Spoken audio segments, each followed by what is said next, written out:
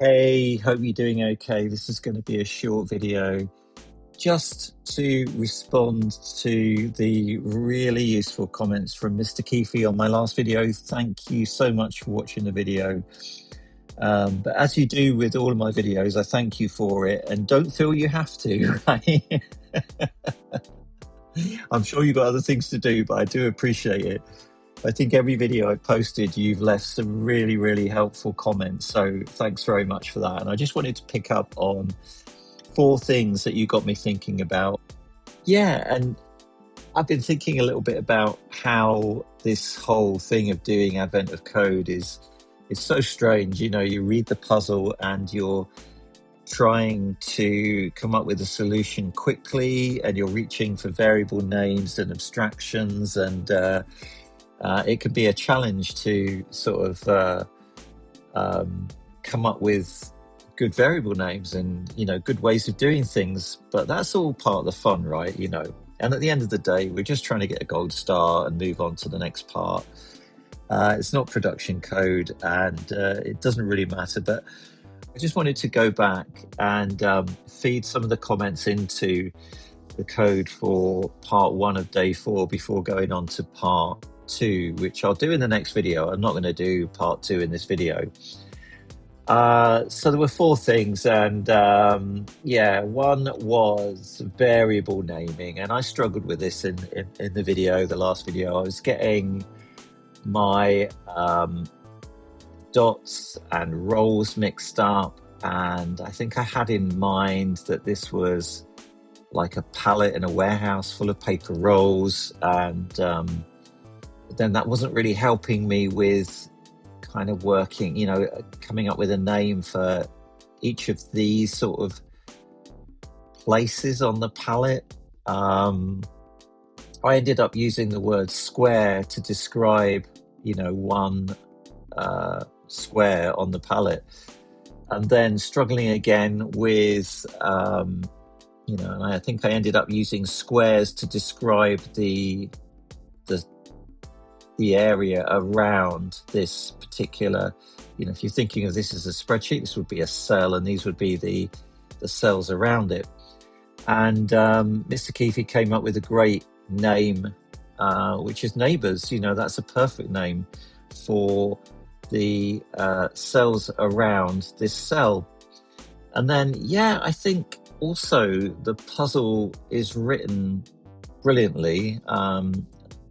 They do a great job of, or Eric does a great job of putting these puzzles in a language that's rich with hints of variable names you could use. So like roles here, and then we've got this adjacent positions, which is exactly what, you know, we're, you know, if only I'd kind of just, you know, if that word is stuck in my mind, I would have used that as a variable name, I think, in my solution. But yeah, I think just going forwards, just taking that a little bit more time to come up with good variable names, because, you know, when you get it right, you just know it, don't you? You're not having to do those mental gymnastics of, you know, you've called something by a name, but it's not really that, you know, and every time you look at that variable in your code, you're having to go, yeah, but it's, you know, it's a collection of something, you know, and you're not described it well in the variable name itself.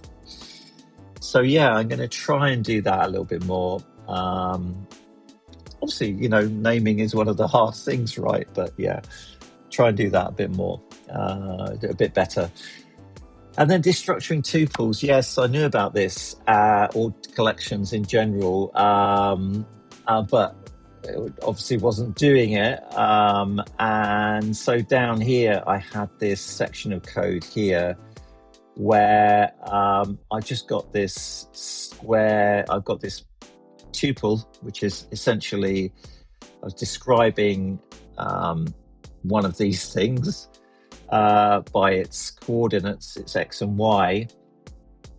And then I was creating a kind of a map, if you like, of the adjacent positions that I need to check, or the neighbors. So this could, you know, quite nicely be called neighbors rather than squares. But yeah, destructuring is just the practice of when you've got something, a compound variable like a tuple or any collection, an array, of just giving a variable, just giving a name to at least the things you're interested in within the tuple. So like here we can say let x comma y equals square, and then we have x and y in scope, which are our x and y coordinates. And select all of this.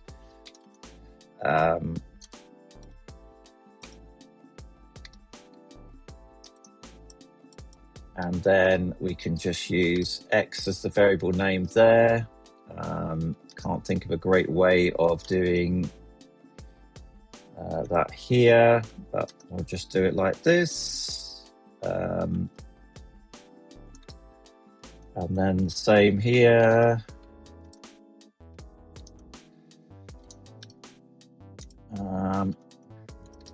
There we go. And it just makes the code much more readable. It's x and y, and here, so we've got x comma y plus 1, x comma y minus 1, and it's just, yeah, you're doing yourself a favor when you do this kind of thing. And yeah, thank you for suggesting that. I knew about it. I just just rushing, I suppose, but not that it takes any more time really to destructure something like a two positions in the tuple. And then the other thing I'd noticed, I'm always sort of reaching for a vec when an array will do. So I don't know why it matters hugely, but probably I imagine array would be slightly more performant than a vec. Yeah, so I mentioned that there. And then there was this idea of using a HashSet rather than a HashMap. I was putting, I created a HashMap, I called it a grid, and I was putting the X and Y and then the value of each X. So X and Y was my arbitrary key, and my value was like a dot or a paper roll. And then later on, I was iterating over that grid of dots or paper rolls, whereas Mr. Keefe was suggesting just to use a HashSet, which is just about keeping the keys, not worried about the values, but just then storing the paper rolls, so that I had a HashSet of paper rolls, which may have simplified the code a bit. So yeah, maybe I'll have a go at that. I won't do it now in the video. And then the other thing I was kind of thinking, I think when I started writing the solution, I was somehow convinced in my brain that I would need the size of the palette, I suppose, or the grid further down in my code. So I'd got the grid dimensions, which was useful obviously for creating the HashMap with capacity.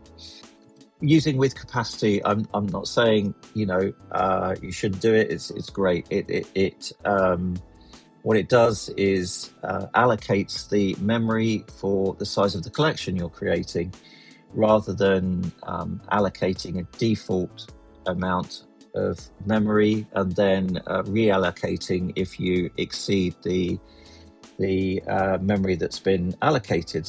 But I think just to keep things simple, I think probably this is fine here. And let's have a look. Let's see if we can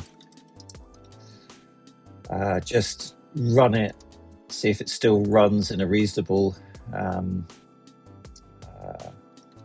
amount of time.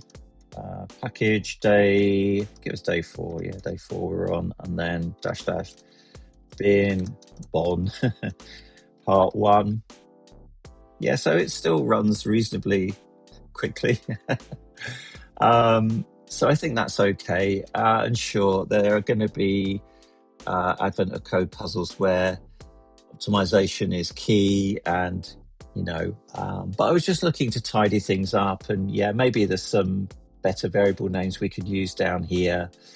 And again, destructuring the tuple that I've got here. Yeah, getting rid of square and squares. Anyway, I just wanted to keep this one short. I wanted to thank Mr. Keefe for, again, providing some really good feedback. I hope everyone's having a great day. It's Christmas Day. I've just nipped upstairs to record a short video. I hope you're having a great day if you celebrate, and I hope you're having a great day if you don't celebrate. But thanks for watching, and day 4, part 2 in the next one. Bye.